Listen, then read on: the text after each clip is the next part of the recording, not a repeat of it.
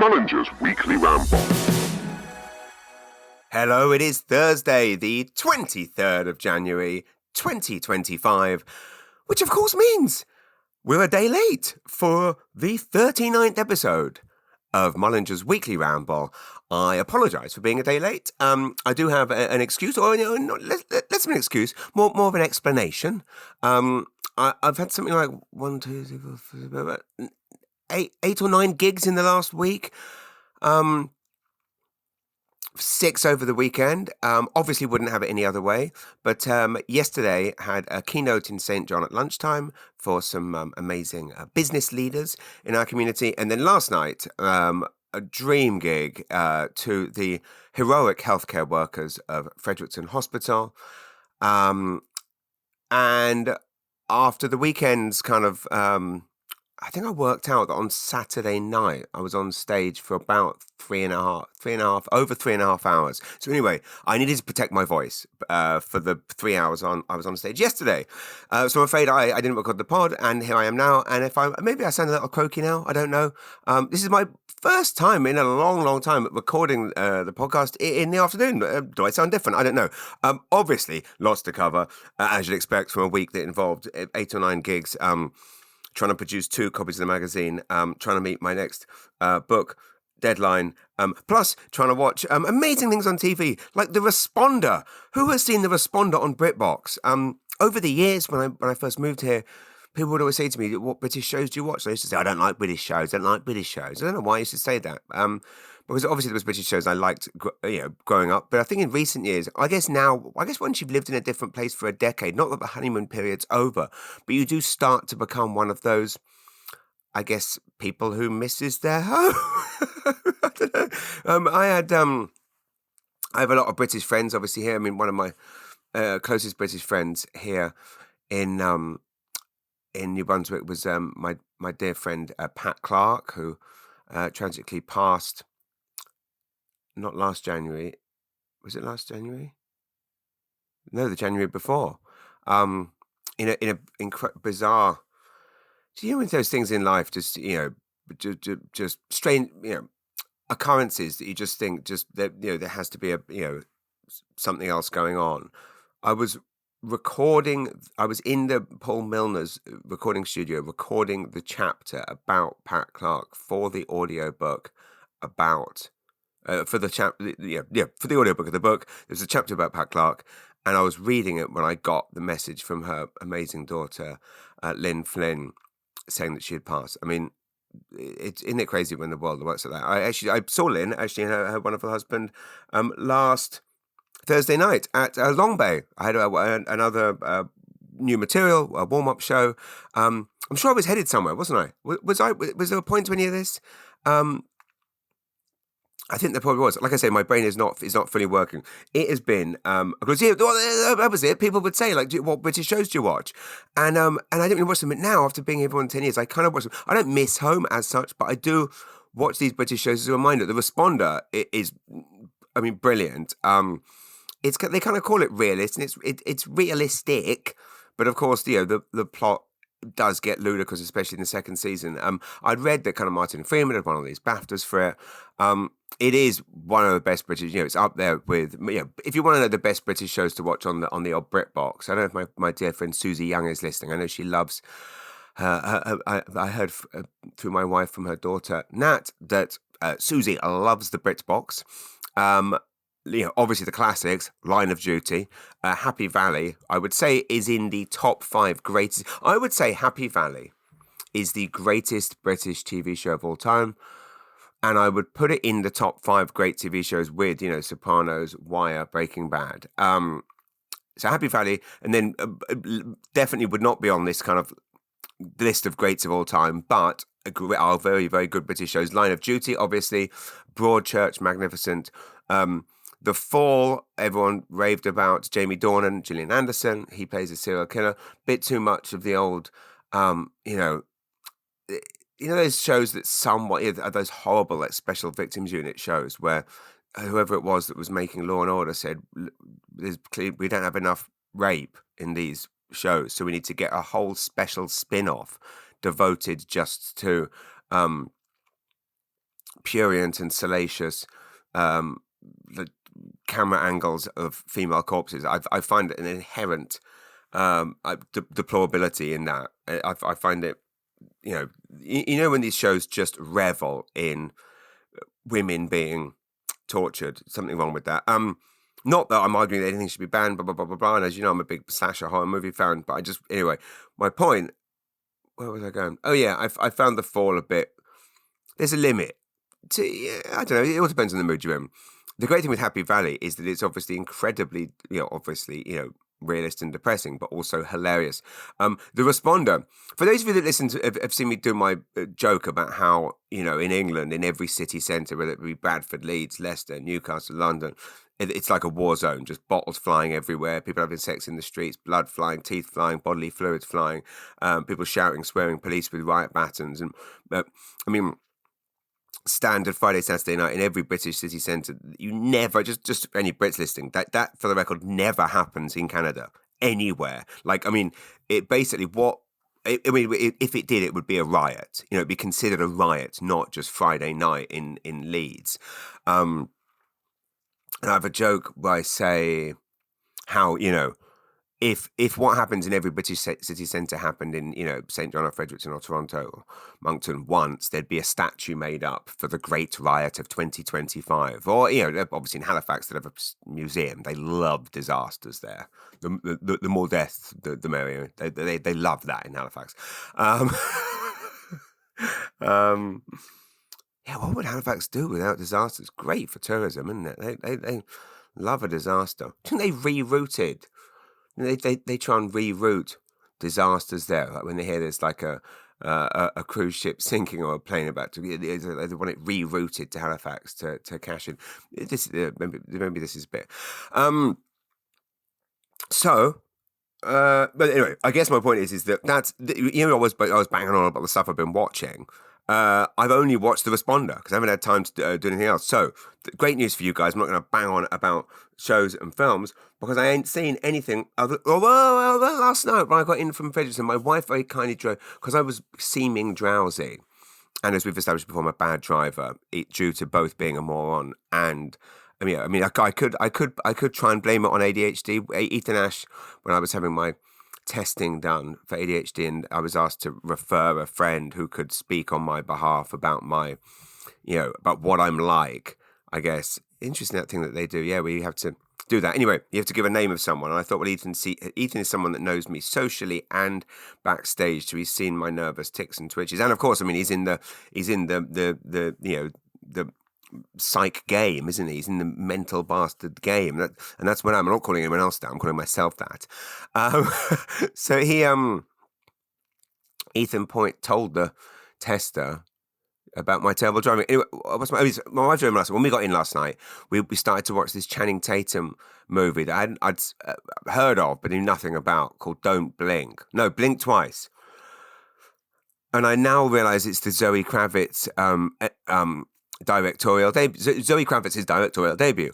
Now, it's weird, but it's quite good. It's another one of these movies about aren't the rich disgusting? And it's like, well, yeah, we are.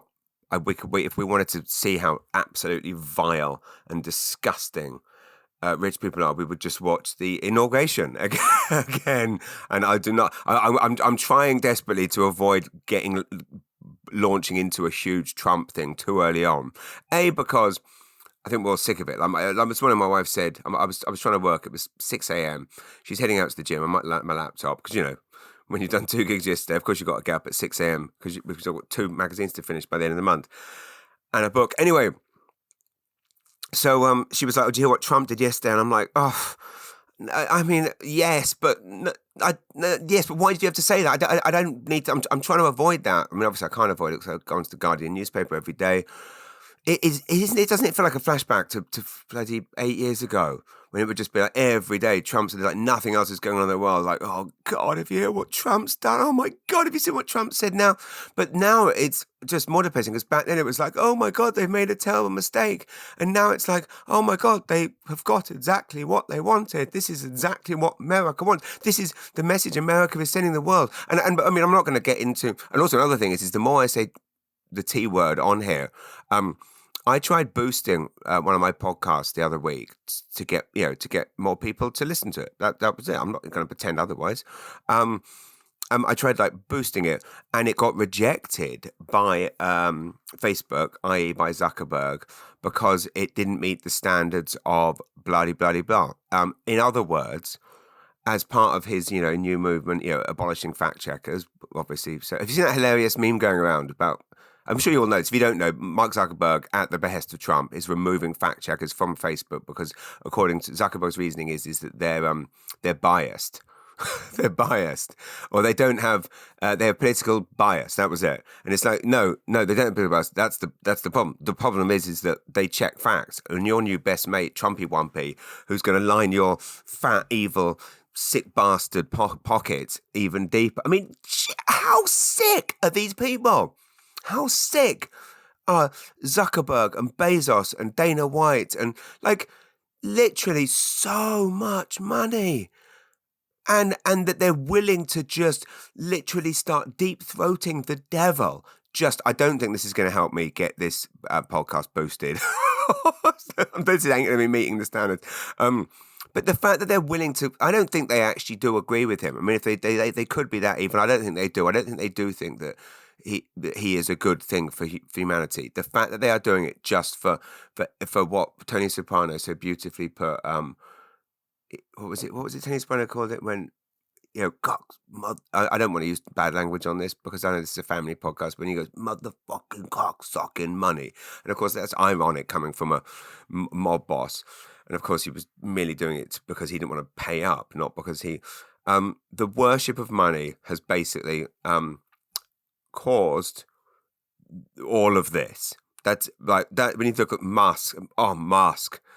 I mean, they are definitely trolling us to an extent where it's like to literally pull a Nazi salute and then pretend you don't know why, and the insult to I mean, and then to say it's because he's autistic, but has he actually been tested? And regardless, I mean, again, I know lots of autistic people. They are amazing. Many of my best friends are autistic. Not one of them has ever given me a Nazi salute. Answers on a postcard. Do you have an autistic person in your family that is that found their autism turned them into Nazi? I don't believe so. So all this is to say, I am back to that hilarious Zuckerberg ad where someone had put sex. What was it? Paedophile Mark Zuckerberg found dead. Like basically putting fake news reports out because since but he's obviously lying. Because I don't know if you saw this. Did you read about this? That on the inauguration day, if you searched for the word Biden or Kamala, my wife told me this. This is. Can you say Chinese whispers? I think that's racist now. Okay, I'll call it. Well, I don't mind. I'll call it English whispers because English people are known for telling the most bullshit, and then that way we can't be done for the old racism. No, although obviously, as Trump proved, racism is now. How does one explain to a child that this has happened? Sorry, I know I've gone over this before, but it is the weirdest thing. I'm basically having to reframe. It's like, well, okay, kids, yes, sorry, nice guys do finish last. The evil do rise to the top. The more evil, corrupt, and hateful you are, the more racist you are, the more homophobic you are, the more transphobic you are, the more people you rape. You will, the more you will get in life. It's beyond, and yet it's all. I mean, and money got him there. I mean, again, Jesus predicted this. I have to say that, right? Jesus predicted it. So what am I saying? But all of this. So I said I wasn't going to get in trouble. How did I get caught in that rabbit hole? I was talking about something proper. TV shows. Oh yes, sorry, Channing Tatum. The movie Blink Twice started it. It's kind of like all these movies which are about the vile rich. Succession, and Succession. I'm starting to now hate Succession based on the fact that it created sympathy for these types of people. Did that help? Did that sway liberal voters to vote for? Who would you say were the worst people voting for? And again, I don't want to be rude. Again, and to be fair, there's a nice guy that came to my Long Bay show. Actually, my last two Long Bay shows in Rosso, who told me he was a Trump voter. And again, I don't want to be rude but again, my impression, other than this guy, and I haven't met any others. So again, answers on a postcard or an email, whatever you want to do. Just don't. Oh, someone. Oh, that's funny. Yeah, I posted a video of my joke about someone going to St. John's by accident, and someone has threatened to kill me on the TikTok.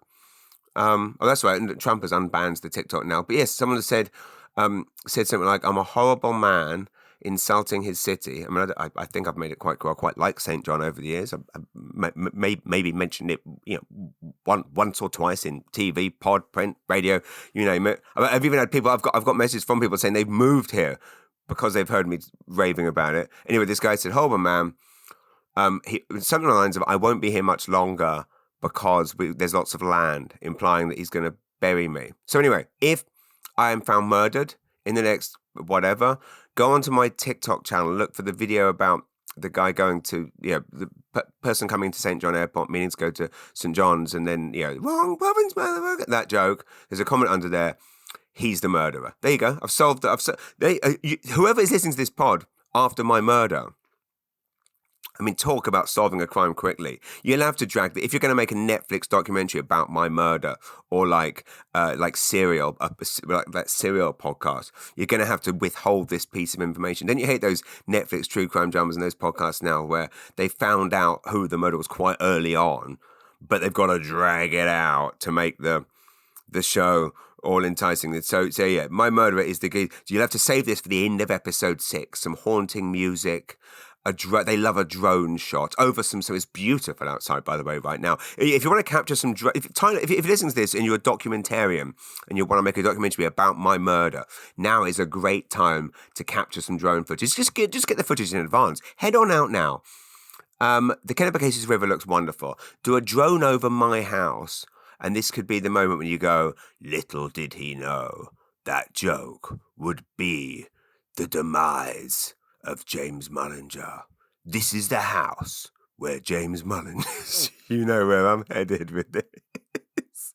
This is the house where James Mullinger used to be. Dun, dun, dun, haunting music, billowing smoke, maybe a ferry boat coming out of the thing. He loved these ferry boats, but little did he know that his love for St. John would lead to the perishment, the death, the brutal murder of James Mullinger. Stabbed 75 times and then thrown into the Kennebecasis River. His body never found, although there are rumors that he could have been eaten by the Ugwag. I don't know where any of that came from. This is what, people, some of you say to me, "Oh, if you've got problems, with depression or the ADHD, you should try mushrooms." This is why I don't try mushrooms. It's basically like I'm on mushrooms all the time. Okay, so my point was Channing Tatum's. I wasn't even going to bloody talk about this because I haven't even seen the end of the movie. By the way, I'm banging on about a film I've not even seen the ending for. Blink twice, Channing Tatum. It's like Saltburn, Succession. What are those other movies where it's all just about the vulgar rich and how The Menu with Ralph Fiennes, all those shows. But to be fair, it's quite good. Basically, what's his name? Channing Tatum is basically an Elon Musk type character. There is a warning at the beginning about sexual violence, and we've got to the point where this is starting to become, and it's traumatic. My wife and I generally try and avoid these kind of things for reasons I mentioned earlier. The kind of sometimes the prurience of it. It is, however, clearly a deeply feminist and intelligent movie, and really is. And I don't want to spoil it, but it's it's what we know. These monsters, the P. Diddlers and the Harvey Weinstein and the Bill Cosby been getting on for years. Anyway, so let's go through so Long Bay Thursday night. Anyone that came, thank you very much. I do have another Long Bay show booked. New material again for Thursday, the 6th of February. Tickets are on sale now. Please do come to that because that was a bit of a poor segue, wasn't it? See, if we had any type of notes or planning for these things, someone probably wouldn't have said segue from sexual assault into plugging your show. I apologize for that. if we could separate it, we would. Well, okay, I'm not gonna finish that plug now because it feels dirty. Comic. My weekend was spent in Fredericton at a new comedy club. I may have mentioned on air before, but I've now performed there. It is the Comic Sutra, which was opened by Kelly Lamrock and his amazing wife Amanda. I didn't know what to expect. I'd seen wonderful things about the club on online. Seeing all my favourite comedians playing, all my friends, Michelle Petit and Shane Ogden and Brad Rice, and seeing them posting wonderful things. So I reached out to them just to say, hey, I'd love to play your club. I had met Kelly before. Kelly, as many of you may know, is a respected lawyer. Fredericton, he's also been in politics, I think, for about 30 years, a pillar of the community. And he has now done, obviously in my mind, the greatest thing anyone can ever do, which is open a comedy club. And I cannot say enough nice things about this club. The existence of this club has made me so happy. I have been in such a good mood and such a high since the weekend. So I arrived in Fredericton on Friday and played the club on the Friday night. It was absolutely electric. As you know, I love all types of performance, all types of stuff. I love doing keynotes, I love doing corporates, I love doing gigs in hospitals, I love doing gigs in theatres. Although, I will say very quickly, the hospital gigs that I've been doing for Horizon Health. I did one on Monday for St. John, one last night in Fredericton. I'm doing Moncton and Mirror Machine next week. Literally the best gigs I have had in months. I mean, we know healthcare workers are amazing people. We know they have amazing sense of humor because they have to be. You all know, if you've listened to this, you know that I come from a family of healthcare workers, a family of nurses and physiotherapists and other healthcare workers. And, many of my close friends, one of my best friends is Dr. Ansar Hassan. You also know that, my family has also been through lots of... here's an example. My mother-in-law, when she heard, my amazing mother-in-law, Wilhelmina, when she heard that I was performing for the St. John Regional Hospital, she insisted on giving me a handwritten list of all the nurses that looked after her when she was in the hospital. It was a list of like 60 names, and she kept the list because she never wanted to forget all these saints and heroes that just were there for her. And, regardless of what people say or think or opinions about the health system, our healthcare workers in this province are the best in the world. It is just they're heroes, just through and through. Heroes, modern day saints. So anyway, what an honor to perform for them. And oh my goodness, what blistering. I mean, again, there's certain things, like in stand up, you need a warm up act, you need, stage lights lit, things dimmed, people in the right mood, blah blah. I'm performing in theatres in a hospital to people that have just come off a 12-hour shift in a fully lit room, and in theory, I guess, and no warm up. I mean, other than the amazing, heroic, legendary Norman Hector, obviously introducing me to the stage. Who, of course, is not only a pillar of our community, a Horizon hero, a hugely respected performer, keynote speaker. We actually were with the same agent, Kim King at Limelight. So I do have him bringing me onto the stage, but he's it's like a minute or two. So point being, and I'm walking on stage, and the crowd is just like boom. It's like anyway. So I'm having the time of my life. And as you know, I'm nervous before all gigs. I want them to go great, and I was nervous before these because of the responsibility. Because no one deserves a laugh more than healthcare workers, and it's really nice now that I can just now having had St. John and Fredericton both just barnstorming, rip roaring. I literally couldn't be happier. Last night when I told the Nurse Lyle story, actually there was quite a lot of tears in the audience. And what an amazing thing for us. It was just all of us collectively sharing, laughs for an hour and a half and then tears together. And I ran out and hugged a amazing nurse in the front row who was crying. And we've been swapping messages since. Anyway, my point is here, just so much fun. But what I'm saying is going back to the club, traditionally, I would have to leave, Atlantic Canada to go and have that kind of club environment. Small, tightly packed in. You're right in the face of the audience. Very small, very small. So I would do normally I go to Toronto or other parts of the country. To have this here, so it's in the back of the Red Lantern pub, which is one of the only things in as Kelly Lambert hilariously pointed out, Red Lantern pub is one of the only things in New Brunswick that there was nothing there before. It's been there since 1972, so there was no used to be. But funnily enough, the club itself is in a room which used to be the room that women had to sit because women weren't allowed into the main bar. That is right. This is like the home of misogyny. Women weren't allowed in the main bars. They had to. So there's only one washroom, a female washroom there. Where misogyny used to be.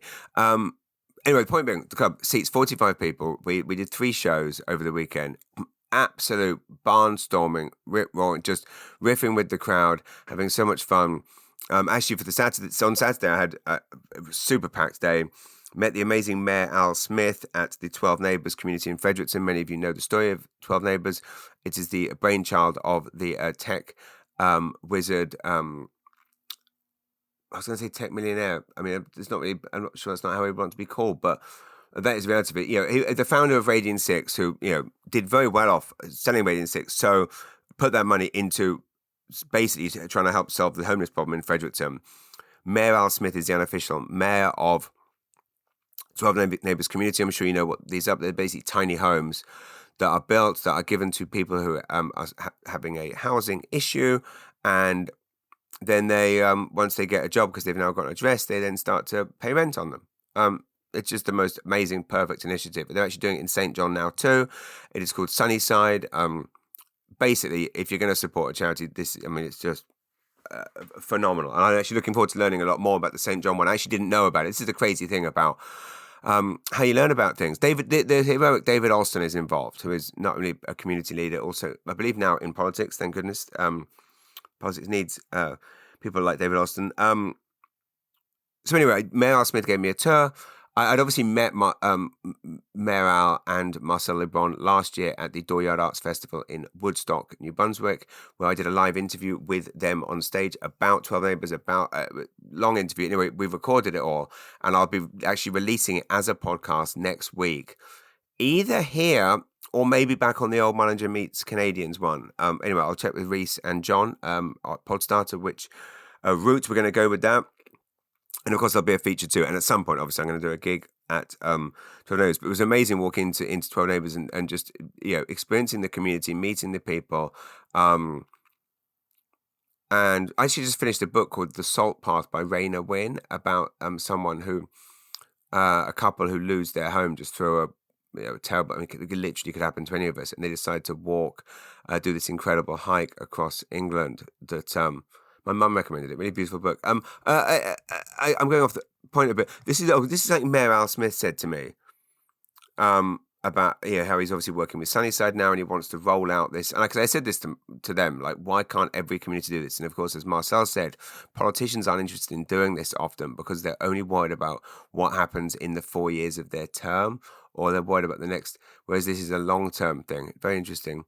Mayor Al Smith said this, though, at the weekend. I wrote it down. He said, I want everyone in Canada to have a home. That is his mission in life. Beautiful thing. And when you move into, actually, I went inside one of the houses and he showed me how when you move in, everything's in there that you need, like bedding, cleaning products. Okay.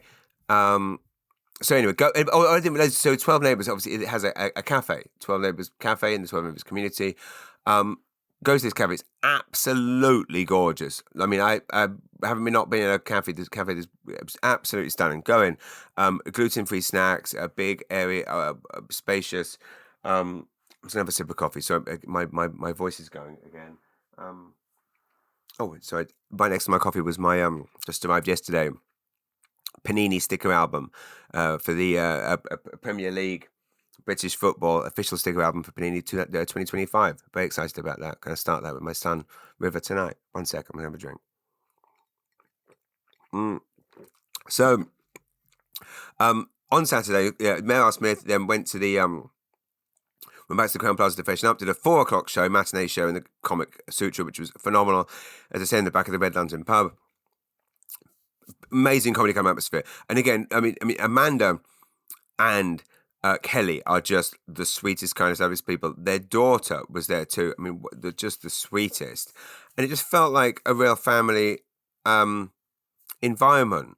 I mean, obviously the comedy wasn't family friendly, just to be very clear. But yeah, made tons of new friends, met tons of old friends there. Yeah, and sincere thank you just to everyone that came out. I mean, Peter and Jude, just so nice to see you guys. Met them for the first time at the Hampton Brewing Company last year. Just phenomenal people. Andrew Butters, my dear author friend, whose books are actually on the way to me now. I can't wait to read them. A fellow ADHDer who I met at the Algonquin after the show. And the amazing Jared, who met his amazing wife, Jared Lewis Davidson. Wonderful man. Regular listeners will know, I answer lots of his questions on here. We correspond frequently online about UFC and other things, and it was so nice to kind of connect in person. Did that show, then hot-footed it over to the Playhouse, where funnily enough, where Jared and his wife were headed as well, to see Alex McKenzie. Or they would see Alex. I was opening for Alex McKenzie. He'd asked me to basically get the crowd primed. He was filming his stand-up special.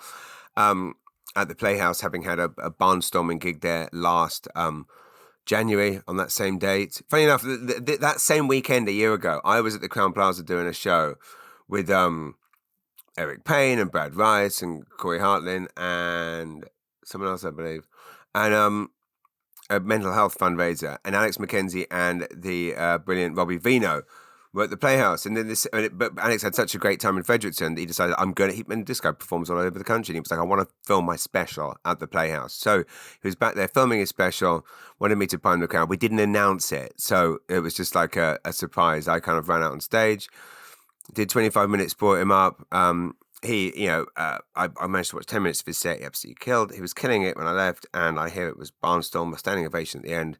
Perfect stand-up special. Good on you, Alex, and thanks for having me. I'm going to do a lot more of this, opening for my friends, like as a surprise.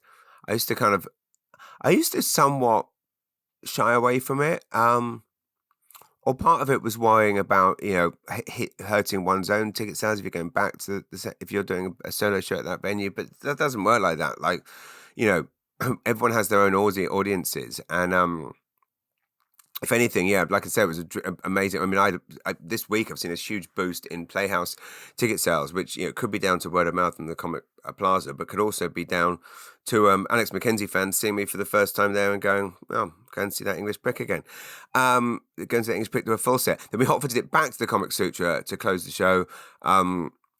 After opener Brian Giles, who is phenomenal and just wonderful man, very experienced comedian from Calais, Maine. Oh, a crucial point. The Comic Sutra has, so Kelly and Amanda haven't just created the perfect comedy club, which, by the way, I'm going to be back there all the time. I'm going to test new material there. I'm going to be doing headline weekends. I think you're gauging how this is a game changer, and they're selling out every single show. And what's amazing is they're doing this with a very strict policy, which is you have to be a New Brunswick comedian to perform there. So they're getting tons of emails, obviously, from Toronto comics asking to be on, asking to get booked, and they're going, unless you're from New Brunswick, you can't come on. I mean, isn't that amazing? It's basically a reverse system to what every other club seems to have a policy of never booking New Brunswick comedians across the country. Obviously, there's exceptions to this, which are, our other amazing comedy club in New Brunswick, which is Julie Towers' phenomenal Punchlines Comedy Club, which, as you know, I've had so many beautiful nights there. Recorded my last CBC Laugh Out Loud there, Just for Laughs album was recorded there. So many happy memories, and again, just a godsend of a club. But yes, their policy at Comic Sutra is only New Brunswick. Brian Giles is the exception, obviously, because he's from Calais, which is just over, and we have a very special relationship with that part, obviously, of Maine. Also, his wife is from New Brunswick, and he spends a lot of time here, and he's probably performed in New Brunswick probably more than anywhere else. So again, an honorary. And after that, like this, so that was like, 5 gigs in like 2 days. So I then went back to the Playhouse, watched UFC after that, because it was UFC 311. But don't worry, I wasn't being a hypocrite. I didn't pay for it. I stole it on MMA free streams, I think it is, and it barely buffered at all. And then I didn't have to put $90 in the almost billionaire Dana White's pocket that he would then use on lube with Trump. This you all sent a million questions in. So, I should point out. Sorry, Comic Sutra. So many shows coming up this Saturday night. Matt Keenan is recording his special. Is it an album or special? Either way, you need to be there. Matt Keenan is one of the best. So go and see Matt Keenan this Saturday at the Comic Sutra. Hats off to Anthony Bryan as well, who opened for me on Friday. He, I believe, is a teacher at UMB, I believe. Very close with Kelly and Anthony Bryan. Great set, great guy. From Trinidad, and as you know, I've got a huge love for everyone from Trinidad due to obviously my love for Nurse La.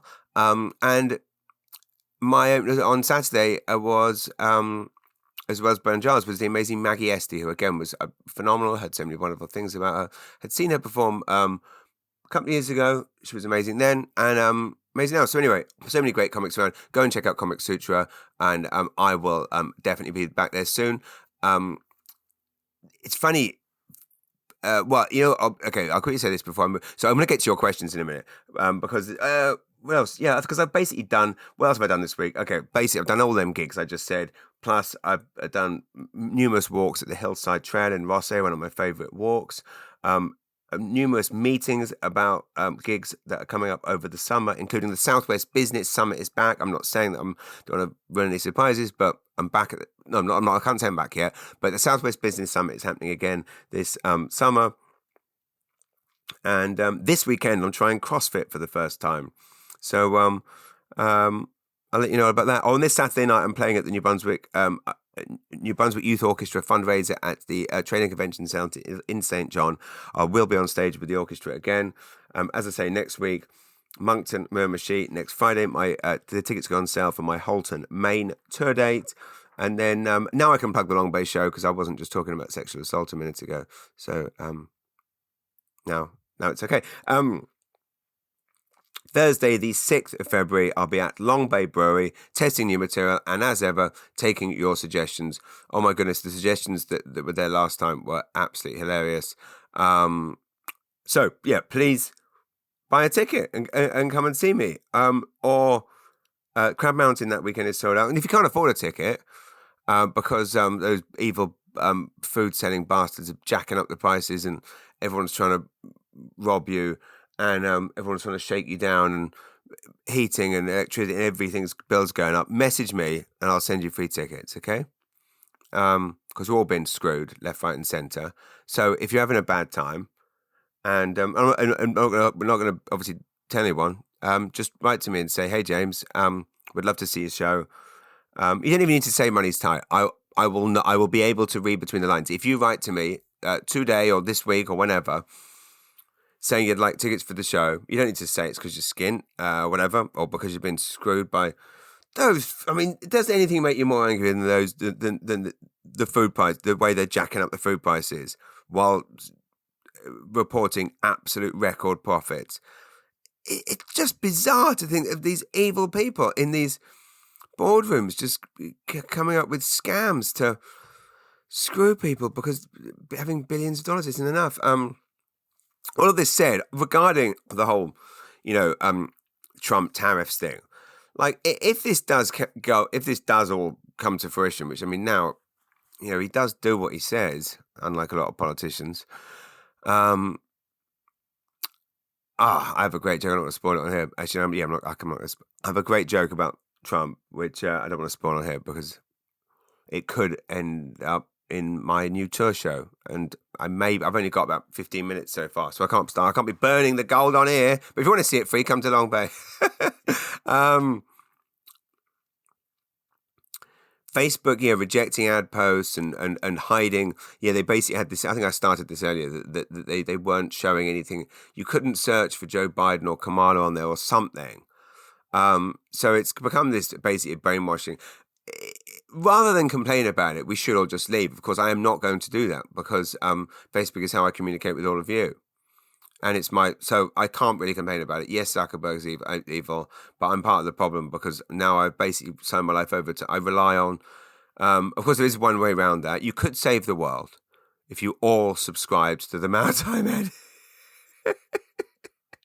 and then I would only communicate with you through the Maritime Edit. MaritimeEdit.com. That wasn't why. I haven't just ranted for 45 minutes building up to that. That just popped in my head and came out. You heard it before I thought it. But if everyone subscribes to the Maritime Edit, then I could just communicate with you through that and through this podcast. Then I could leave the Facebooks, and then one person leaving Facebook would then upset Zuckerberg so much that he would shut down operations, stop brainwashing the masses. And this is the question. So who is worse? And again, I don't want to be disparaging about Trump voters because I don't want to upset my two American listeners. Message me and tell me if you are Trump fans, and if you like, I'll tone down some of this rhetoric. But it is the thing. If you don't like the Facebooks, you just have to leave. And what Canadians should stop doing is we can tone down our American spending. I mean, again, Doug Ford. Which one's the alive one? Which one's the crackhead that survived? Doug, I believe.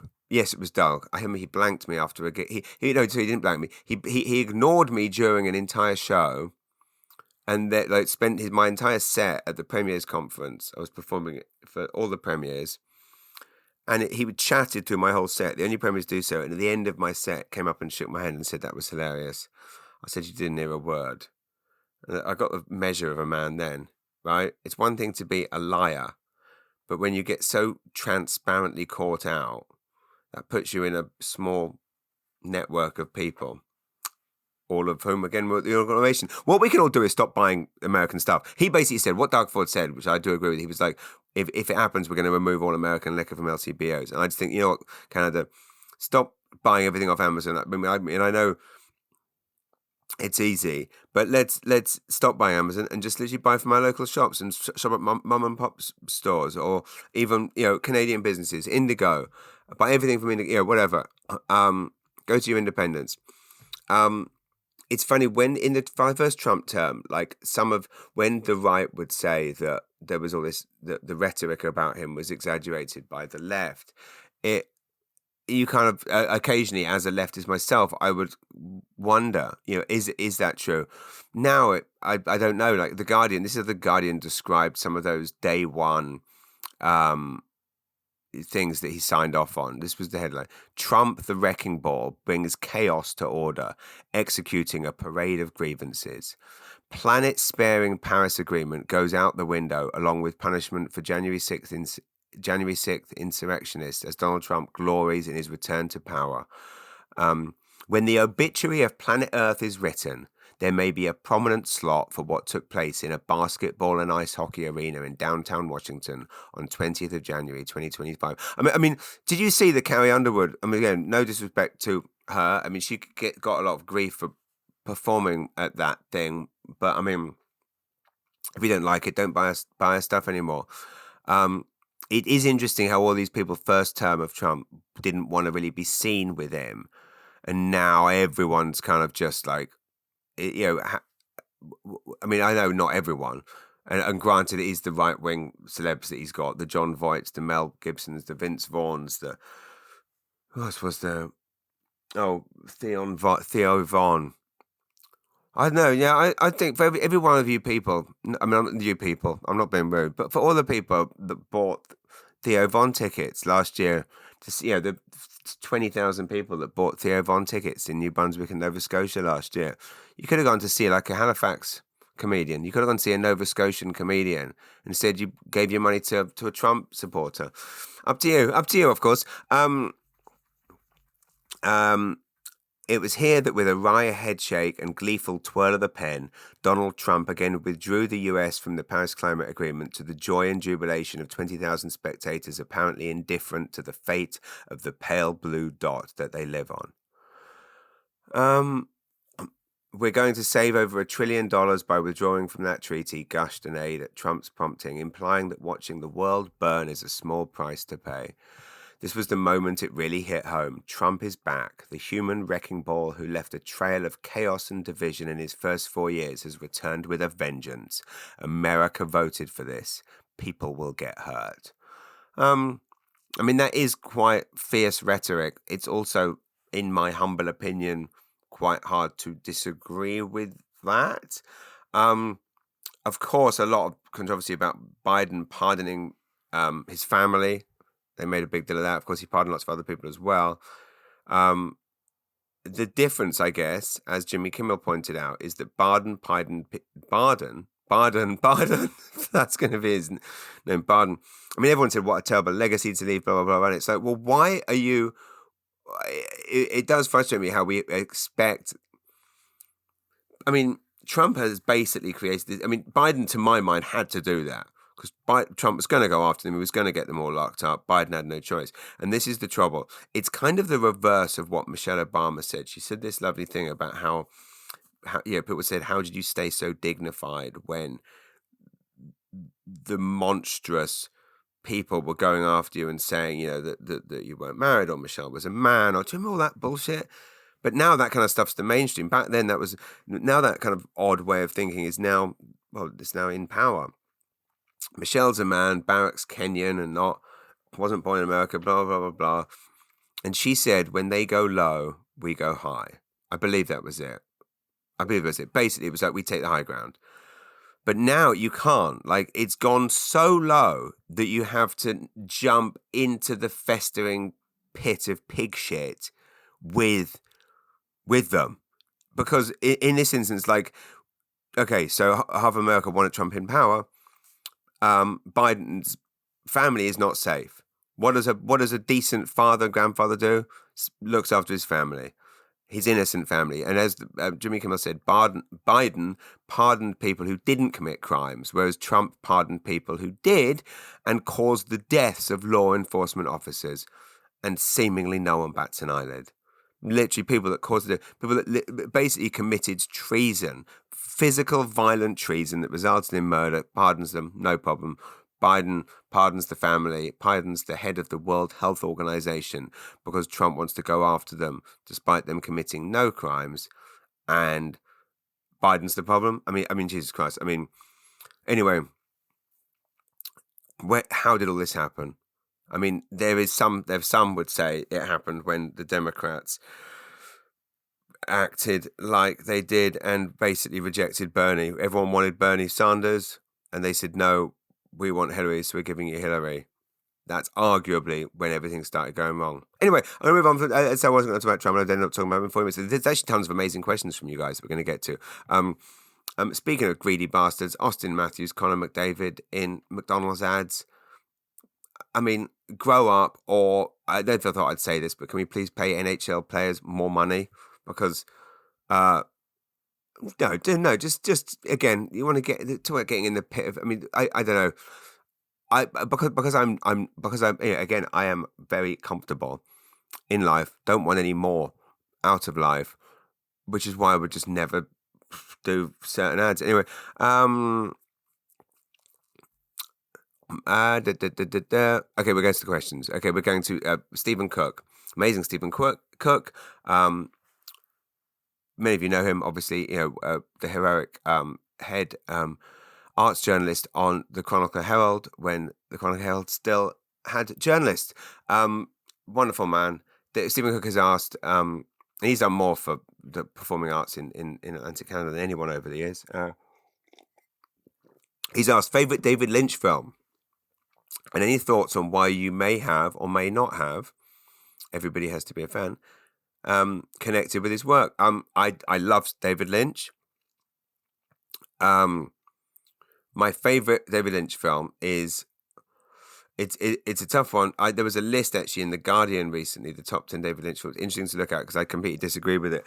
Blue Velvet, I watched very young. Traumatized me. I thought it was hilarious, dark, devastating. I love the whole concept of what goes on behind a picket fence, what goes on. I love that. And that was such a huge thing before it was a thing. Now now every true crime drama is kind of about that. I was arguably somewhat traumatized by it. I actually wrote a story Never told the story before. I wrote a story for my English class about obsession, and it was about kind of a serial killer. And I actually got put in counselling at school for it, and they wouldn't let it go. And I kind of concocted a story, which may or may not have been true, that I was so disturbed by watching Blue Velvet that this was the outlet, so that they could kind of like dot the T's and dot the I's and put a line across the T's. What's the phrase? Dot the T's and cross the I. Cross the fuck. Who cares? You know what I'm saying? So they could basically close the case on me, close the file, and let me stop having to sit there and talk about, am I a mass murderer? So I made the story up. I was disturbed by Blue Velvet, and that's why I wrote the story. And they said, okay, off you go. And I thought they never told my parents. And then years later, I was watching the Roy Orbison story at the Windsor, whatever the Windsor Royal Theatre is. And it was and then there was a bit in it about how Roy Orbison signed off on Blue Velvet being used in Blue Velvet. Was it Blue? Yeah, his song being used in, or was that the song, the Candy Colored Clown? Anyway, the Roy Orbison song was used in Blue Velvet, and he was upset when he saw the film. And we sat there, and my mum, I was there with my mum and all her friends, and my mum kind of turned to her friends and went, "We know someone who saw that film when they were far too young, don't we, ladies?" And they all went, yes, sister. They didn't do that. But they all kind of said, yeah, it wasn't like a comedy sketch. Anyway, lovely. Twin Peaks Fire Walk with Me. Again, phenomenal. Twin Peaks, the original series. Twin Peaks, the movie that they made where they changed the ending. Wild at Heart. These are all movies I have on Criterion collection, Blu-rays, by the way. I'm trying to think what other. Again, obviously, Love Lost Highway. I love that story about how Lost Highway was shown in a cinema or in Cannes in the wrong order. Like they put the reels in the wrong order and no one noticed the difference. And some people said that's proof that David Lynch is Emperor's New Clothes. And David Lynch said, no, it is proof that art is great no matter how it's put together, i.e. the Mona Lisa is still a great painting even if it's hung upside down. Fair point. I made up that last bit. That wasn't Lynch. Anyway, rest in peace, David Lynch. And that would have to be... I think the Inland Empire is so bizarre. It's almost like a spoof of a David Lynch, and I couldn't do with that one. Jay Howitzer, thank you for your question. Have you ever farted in public and let an innocent person take the blame? Yes. My wife, I've done that to her. We've been in elevators where right before the door opens, I will let one rip. And then when the doors open, I'll be like, oh, Pam, like that. She hates me doing that. So if you ever are near me and I blame a fart on someone else, it was me. I've blamed it on my kids before to other people. My favourite fart story, if I may, have I shared the story before? I was on holiday with my parents. I think I have, but I'll share it again. I was on a holiday with my parents and my brother. I was a teenager, and I was doing these terrible. You know when you get those terrible egg farts, you're like, where the hell did this come from? And I was doing them in the car, and it was like at first the family were kind of laughing, going, "Oh God, you stink, ha ha ha!" Under the windows, and then they were so bad. It was just like everyone was angry, like really angry with me. So I wasn't allowed to do any more. And then we went into a record shop, and I was at the other end of the record shop for my dad. Like he was at ABBA, and I was at Zappa, right? And I thought, I've got to let this file. This is like killing me. So I kind of let it out like a silent, but turned out very violent. Like it was like if my arse was Law and Order, this was Special Victims Unit, right? And in an insanely short amount of time, I'd say 3.5 seconds maybe, it has hit my dad like a punch in the face on the other side of the shop, and he comes running over and grabs me by the scruff of the neck and physically drags me out of the shop, screaming at me like, "You're disgusting, you're stinking, disgusting animal," which was, by the way, the absolute correct response to this smell. Now, this isn't the point of the story is that I'm just setting up. This is how bad the farts were. That night, my brother and I were sharing a room in this bed and breakfast in wherever we were on holiday, Dorset, wherever, Bournemouth, I don't know, it could be anywhere. And my brother's just lying on bed, listening to his Walkman. He's got his headphones on. I feel a fart brewing. I'm an older brother. I'm obviously a bit of a jerk as well, as you're about to discover, because I go over and I squat over his face. And again, this story would probably be less horrifying if I pretended I was wearing pajamas or underwear. I was not. And I let rip. So he obviously didn't hear anything, because there wasn't actually much of a sound, but just obviously felt this of scorching hot steam on his face. Opens his eyes, presumably very quickly. Is probably there just about to, in time to catch the kind of the closing of the tunnel, the chocolate starfish shell forming back into its original state. Arsehole closing, basically, what I'm saying. And then I guess once the dawning realization of what has just occurred, combined with obviously the smell, he leaps up like basically kind of like Mia Wallace after she's been pumped by the Eric Stoltz in Pulp Fiction, like brought back to life, just leaps up with a similar look of despair and having just kind of briefly died and brought back from the dead. And he then proceeds to kind of flail around the room, screaming, clawing at his face, knocking over the trinkets that adorn these bed and breakfasts in holiday spots in English towns. The commotion wakes up the entire boarding house, the entire bed and breakfast. Everyone comes running, assuming there's been a murder. And there soon was. My parents were livid with me when they heard what happened. The whole room got basically destroyed by my brother trying to remove this from his face. So that isn't exact. I don't know why I just told you that story, everyone. It doesn't paint me in the best light. Jay Howard said, I hope that answers your question. I know it wasn't the question you asked, but on one of just weekly rambles, you can ask one question about a fart and get someone else. Deb Perry, my beautiful friend Deb Perry, who is the painter of my favorite painting ever of a church, of my favorite church. If you haven't seen Deb Perry's painting of St. Paul's Church, Rosse, it is in a private collection now, I believe. I believe it sold very quickly. But if you want to look it up, if you search for it, St. Paul's Rosse, Deb Perry, it is on the Facebooks. I know because I looked at it the other day. I'm actually looking at right now one of her works above my desk, which is a piece of Graminan driftwood with a blue Santa painted. She has asked me the question, what is my favourite heckler story? It would have to be, well, David Baddiel always had a good one. When David Baddiel was on stage and someone heckled him and said, "Everybody hates you, you must know from school." I think that is a brilliant heckler line. I hate the lazy heckler lines that people trot out, like, "Oh, when's the comedian coming on?" I had tons of good heckles on Friday, Saturday. Actually, tons really, really good heckles at the St. John Theatre Company.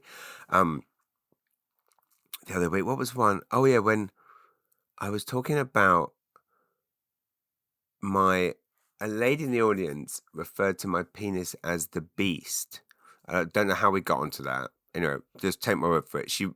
I was kind of joking. I was trying to be coy and not say the word penis and say something else. And then this lovely lady heckled the beast. And I was like, I've never heard my penis called the beast before. Got chatting to her. Her name was Bev. And someone in the audience shouted out Bev and the Beast. I thought it was quite funny. There was tons of heckles that night. Anyway, my favourite would have to be in my book. I can't remember which chapter it is. I had to tell this story when an audience of 400 people at the Comedy Store were chanting "You unfunny C word" at me. That would have to be my favourite heckler story. Because I walked off stage, went up to my wife to say we should go before the crowd go violent, and she said, "Yes, you're right. Can we leave separately? Don't really And I understood. I wouldn't want to be seen with me either. Yeah, so I don't know if favourite's the right word on that one, but it would be memorable. Tim Andrews, my wonderful friend from Oxford, now lives in Nova Scotia. Again, works in the, I think we could call it healthcare. He's a hero. He helps people with mobility issues and is basically an all round beautiful man. Have you experienced a wobble after you moved to the UK and wanted to move back home, UK or elsewhere? Have I had a wobble? I mean, I guess not really. I've never really had a moment where I'm like, I wanted to live somewhere else. I mean, now and again, when you do occasionally suffer here, again, between you and I,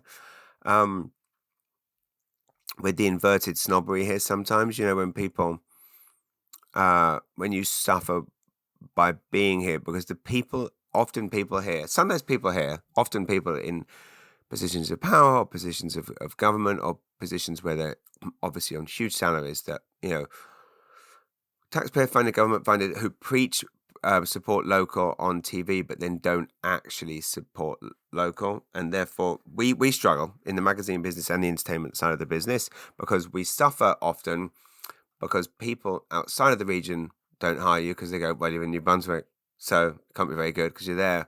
And then people in New Brunswick pretend they want to support local, but then say, well, no, you're here, so we're going to spend all our money on the Globe and Mail or TikTok or Facebook. We're going to spend the money to Mark Zuckerberg. We're going to send it to China.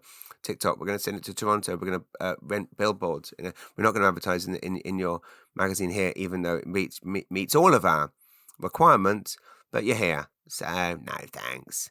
And we're going to hire a comedian from Toronto because it sounds more impressive. Yeah, we're doing a comedy festival or a comedy event or a corporate event here in New Brunswick. But much more impressive if we bring someone from Toronto. You're here, so you can't be that good, can you? When that kind of thing occasionally gets to me, I have considered moving, not least when we go to Toronto and do an event or do shows and people are like, why aren't you here? You could do this, you could do this, you could do this. CBC say you could do that if you lived in Toronto. People say us, we could make the magazine. It's so much more successful if you were based in Toronto. Toronto needs a magazine like yours. I'm like, yeah, well, so does New Brunswick, and we're staying here. But yeah, so that occasionally frustrates me, and I've never, it's never actually tempted me to actually leave. But I guess going back to my whole BritBox point, do I miss home occasionally? Yeah, I do. Author Andrew Butters, do I think AI will ever be able to do stand-up comedy? Do you think it should even try it? Well, no, I mean, I guess AI should be, it's interesting, AI like Grammarly and how good it is. Like if you write an email, you want to make it sound more friendly or more professional. Genius. AI, I did actually for a laugh the other week write into, not because I'm getting lazy, but just because I was curious, write into AI, tell me a joke in the style of James Mullinger. And quite amazingly, it came out with, something, it was like James Mullinger's comedy is known for being self-deprecating and about local things in Canada. So here's a joke. I mean, it wasn't a good joke, but it was accurate in terms of some people, the people who don't like what I do, the people that slag me off, that leave the rude comments. Oh, I can't remember. I got 50, my God, it's an hour. I'm so sorry, everyone. I didn't even mention my stand-up special was released last Friday. My goodness. See, how did I go an hour without announcing that? Last Friday night, at 5 p.m, I released my new stand-up special, which is the greatest hit show from last year's tour that was obviously released on album, which went to number 1 on iTunes. So my stand-up special is there if you'd like to watch it. Released it free because, again, life's expensive right now. Everyone's trying to screw us over. We need a laugh. Go to my YouTube channel if you like it. There's no ads on there. I'm literally not making a cent off it. And obviously, it costs a hell of a lot to do it. And hats off to Tyler Warner, doing an incredible job with it. And again, working tirelessly. And again, going as he always does, above and beyond with this. Just phenomenal work. And hats off to his crew. Go to my YouTube channel. Please comment on it. Apparently, that helps get it up the algorithm. So again, please watch the Greatest Hit Show. It's free. Share it. That's why it's there. It's there for people to enjoy. It was quite nice. I released it live, like people could watch it live, and it was funny. I mean, not many people, a couple of dozen people watching it, but it was quite nice sitting there watching it live. Like it plays as live, like it's TV, and people are leaving live comments as we go. So thank you, Charlotte Florelling, for that. You're wonderful. And it was, yeah, so that was fun. And anyway, now it's just there. So check it out. Do I think here's what I might do at my next Long Bay gig. Come to this, everyone. 7th of February. No, that's my deadline for the magazine. Shit, so behind. 6th of February. I will go into AI, chat GPT, whatever, and I will ask it to write some jokes in the style of James Mullinger, and I will try them that night and see how they go. They're not, as I say, they're not good. Some people that don't like what I do, the wankers that waste time slagging me off and writing comments, going, "Yeah, this is shit." Just don't watch it if you don't like it. And I'm just not. I'm not successful enough or famous, in any way. So there's no point slagging me off on the. I'm sure some people. What I'm trying to get at, I'm sure some people, other comedians, would say that my comedy sounds AI generated. Well, when you go on there and see what AI generated looks like, you'll see it's not at all. But yes, the scene. The scene has asked the question. Now, the scene is an incredible, booking, promotion, live music entertainment company in Western New Brunswick. Well known for their live music, but I will point out also well known for doing. They've had some huge community. I think did they bring in Tom Green? I don't know who's behind it. It's one of these. There's a few of these popping up around promotions companies around, but I don't know who's. So if you are listening to this and you are behind the scene, reach out.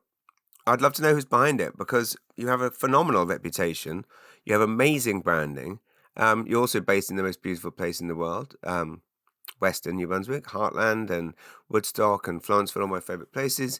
You seem to have worked with all the best people, both up and coming and established comedians. I'd love to know who's behind it. Let me know.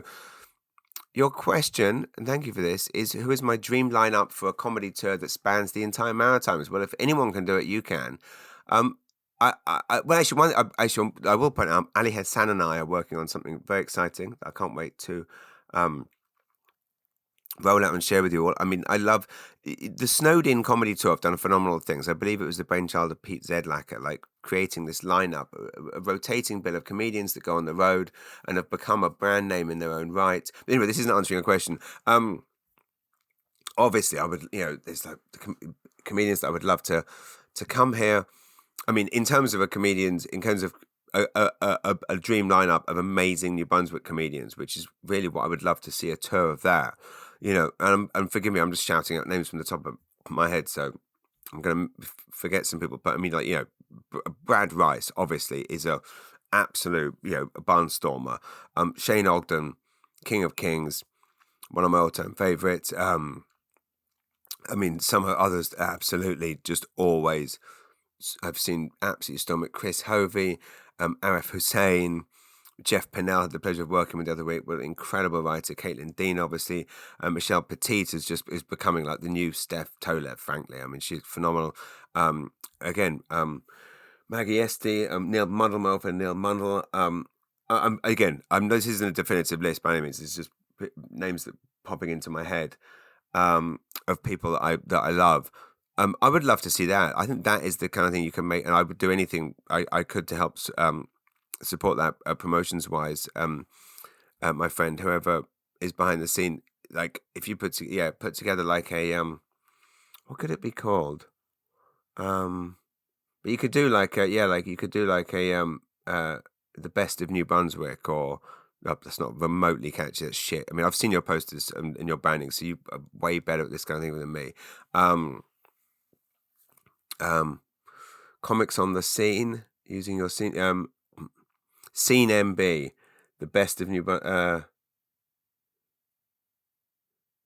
kings and queens of comedy, and then it's like all down in a New Brunswick flag. I don't know. Point being, those comedians just all amazing, and basically everyone does their best. They're basically their late night show 8, that they're killer Just for Laughs gala 8-minute set.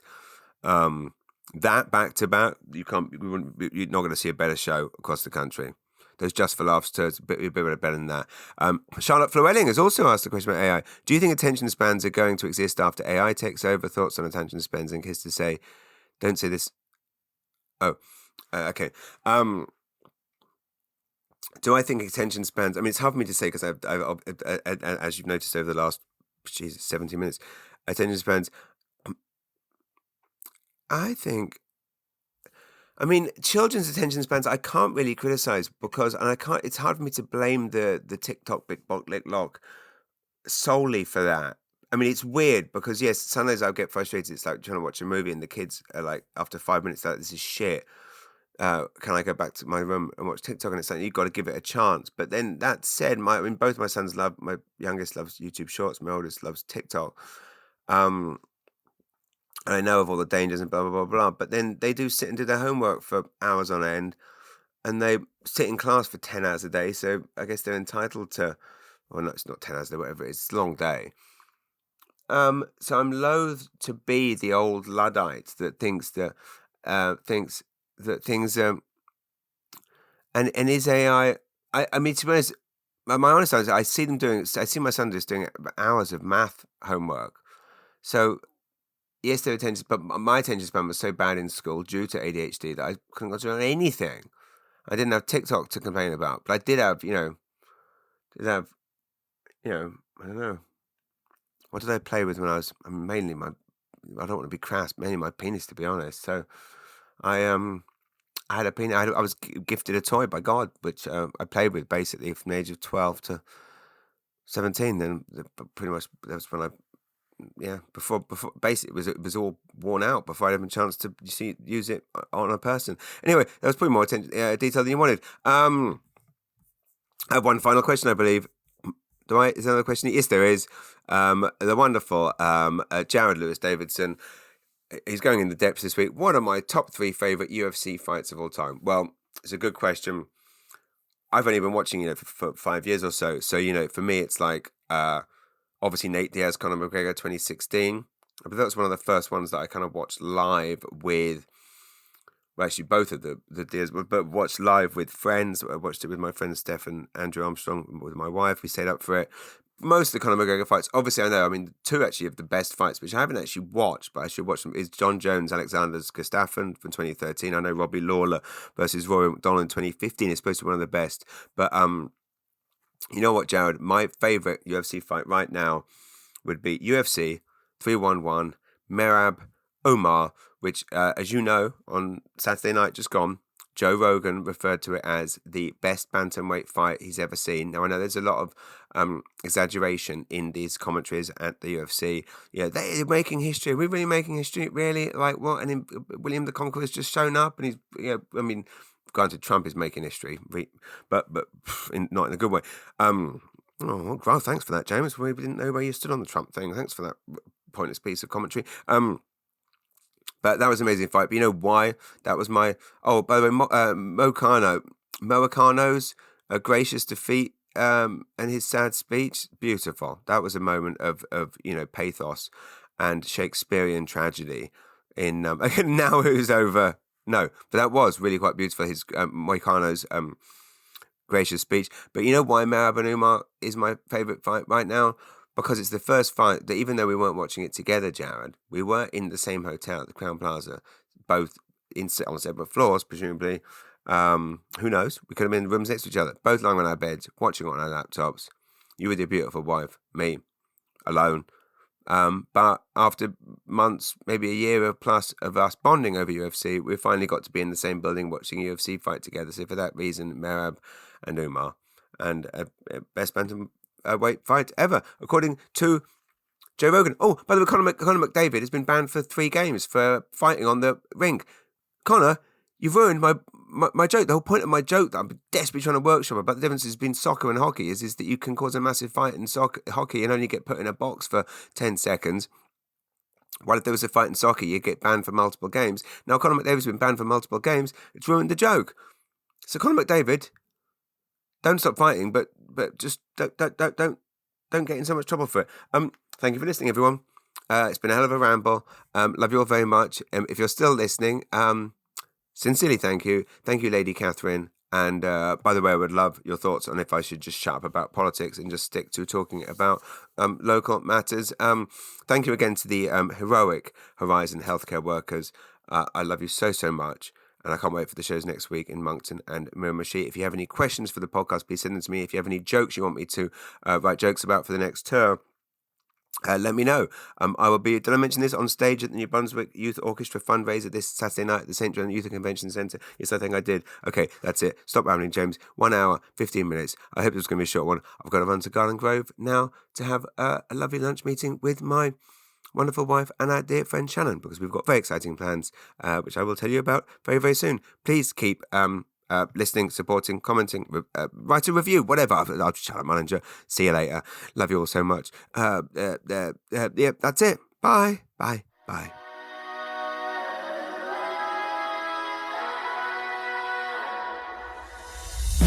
Mullinger's Weekly Ramble.